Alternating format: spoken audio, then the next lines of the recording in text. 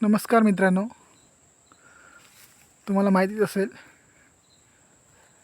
हे आहे रानभेंडीचं झाड आणि फूल. याचे बरेचसे आयुर्वेदिक फायदे तुम्हाला माहीत असतील, परंतु ह्याचा धार्मिक गोष्टीसाठी सुद्धा ह्या फुलांचा वापर केला जातो.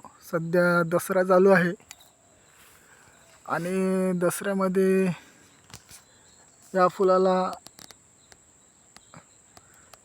महत्त्व जास्त असतं.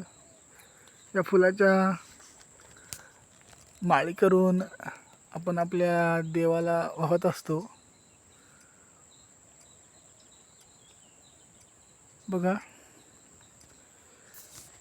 किती सुंदर असं फूल आहे. तुमच्याकडे याला काय म्हणतात ते तुम्ही कमेंटमध्ये नक्की सांगा.